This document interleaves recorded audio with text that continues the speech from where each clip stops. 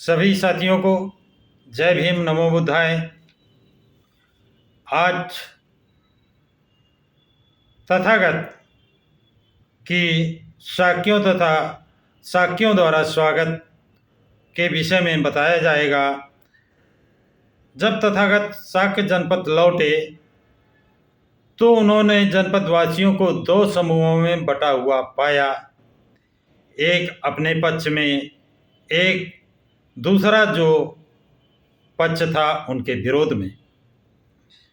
इससे उन्हें शाक्य संघ की उस पुराने मतभेद की याद ताजी हो गई जब शाक्य और कोलियों के बीच नदी के जल को बंटवारे को लेकर वाद विवाद हुआ था और उसमें सिद्धार्थ गौतम ने एक महत्वपूर्ण भूमिका निभाई थी, महत्वपूर्ण रोल अदा किया था।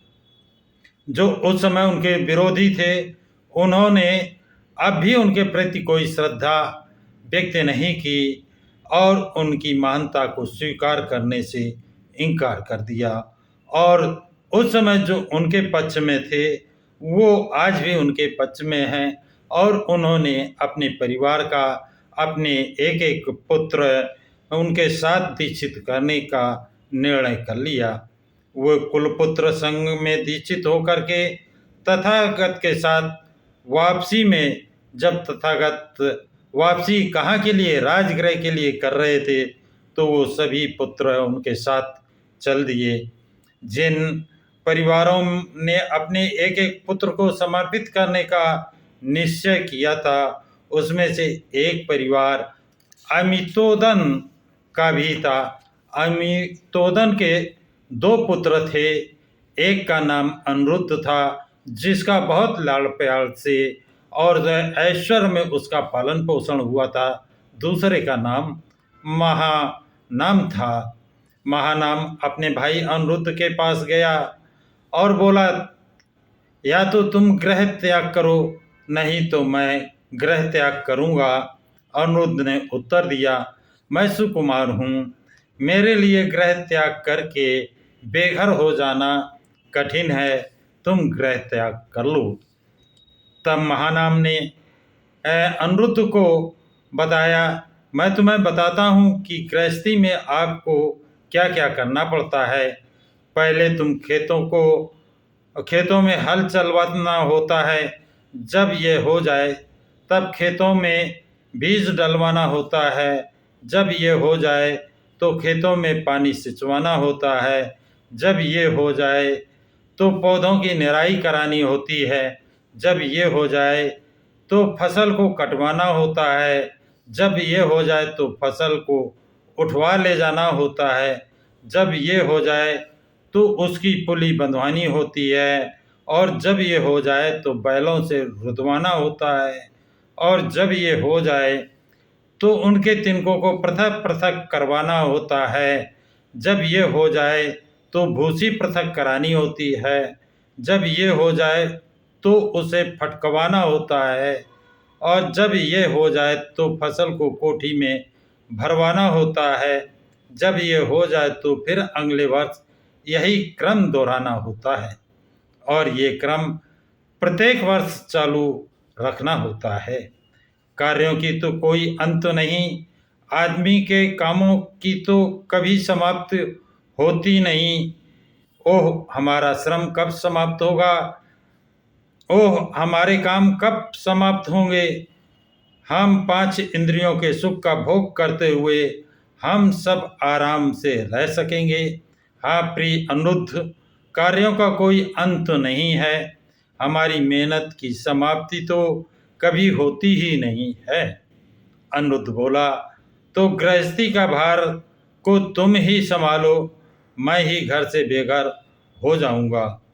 तब अनिरुद्ध शाक्य अपनी माँ के पास गया और उनसे बोला, मैं गृह त्याग करके प्रज्वलित होना चाहता हूँ, मुझे ऐसा करने की अनुमति दीजिए। अनिरुद्ध शाक्य के ऐसा कहने पर उसकी माँ ने उत्तर दिया, अनिरुद्ध तुम दोनों मेरे प्रिय पुत्र हो, तुम दोनों में से मैं किसी में कोई दोष नहीं पाती हूँ, किसी दिन मृत्यु आने पर न चाहते हुए भी मैं तुमसे अलग हो जाऊंगी, किंतु मैं जीते जी तुम्हें घर छोड़कर प्रज्वलित होने की अनुमति कैसे दे सकती हूँ। और अनिरुद्ध ने दूसरी बार वही प्रार्थना दोहराई और उसे वही उत्तर मिला। तीसरी बार फिर अनिरुद्ध ने अपनी माँ से प्रार्थना की। उस समय शाक जनपद के भद्दी शाक राज्य करता था और वो अनिरुद्ध शाक का मित्र था। अनिरुद्ध की माँ ने यह सोचा कि भद्दी शाक तो कभी अपने राज्य को छोड़कर जा नहीं सकता, इसलिए उसने अपने पुत्र से कहा, प्रिय अनिरुद्ध, यदि शाक का राजा भद्दी एक ग्रह त्याग कर दे तो तू भी उसके साथ प्रज्वलित हो सकता है। तब अनिरुद्ध भद्दी के पास पहुंचा और उससे बोला, मित्र, मेरी प्रजा में तुम बाधक हो रहे हो। मित्र, यदि मैं बाधक हूँ, मैं तो वो बाधा दूर होनी चाहिए, मैं तुम्हारे साथ हूँ। तुम प्रसन्नता पूर्वक संसार का त्याग कर दो। जाओ मित्र, जाओ प्रिय मित्र, हम दोनों एक साथ संसार का त्याग कर दें। भद्दी बोला, मित्र, मैं संसार का त्याग करने में असमर्थ हूँ। तुम इसके अतिरिक्त कुछ और करने के लिए कहो तो मैं वही करूँगा। तुम अकेले ही प्रज्वलित हो जाओ। मित्र, माँ ने मुझे कहा है, यदि तुम प्रज्वलित हो जाओ तो मैं भी हो सकता हूँ।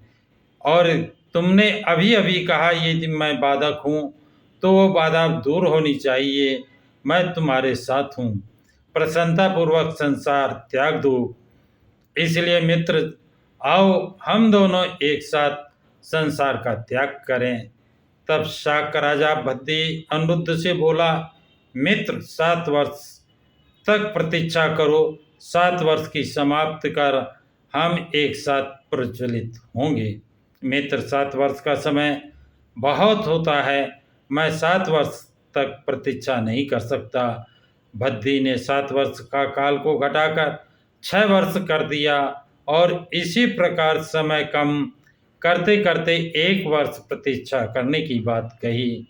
फिर 7 महीने और इस प्रकार घटाते घटाते 1 महीना और अंत में 15 दिन प्रतीक्षा करने की बात कही। प्रत्येक सुझाव पर अनिरुद्ध ने एक ही उत्तर दिया, प्रतीक्षा के लिए बहुत लंबा समय है। तब राजा बोला, अच्छा मित्र, 1 सप्ताह की तो प्रतीक्षा करो, जब तक मैं अपने भाइयों और पुत्रों को राज्य सौंप दूंगा। अनिरुद्ध बोला, 7 दिन तो कोई लंबा समय नहीं है, इतने दिनों तो मैं प्रतीक्षा कर लूँगा। तब शाक राजा भद्दी, अनिरुद्ध, आनंद, भृगु, किम्बिल और देवदत्त अपनी चतुरांगणी सेना के साथ वैसे ही घर से निकले जैसे वो पहले अपनी चतुरांगणी सेना सहित उद्यान क्रीड़ा के लिए साथ साथ जाते थे। उपाली नाई भी साथ हो लिया। सब मिलाकर उनकी संख्या 7 हो गई। कुछ दूर जाने पर उन्होंने अपनी सेना को लौटा दिया और सीमा पार कर 7 के जनपद में प्रवेश किया। उन्होंने अपने सुंदर गहने कपड़े उतारे, उनकी गठरी बनाई और उपाली नाई से बोले, हे अच्छे उपाली, तुम अब वापस कपिलवस्तु चले जाओ, तुम्हारे जीने के लिए ये सब पर्याप्त है। हम जाकर तथागत की शरण ग्रहण करेंगे। और वो आगे चल दिए। वो चले गए और कपिलवस्तु लौटने के लिए उपाली ने विदा ली। साथियों, आज की जानकारी इतनी ही। यदि ये जानकारी आपको अच्छी लगे तो लाइक शेयर सब्सक्राइब ज़रूर करें। और ये जानकारी आपको कैसी लगी कमेंट्स बॉक्स में ज़रूर लिखें। सभी साथियों को जय भीम, नमो बुद्धाय, जय संविधान।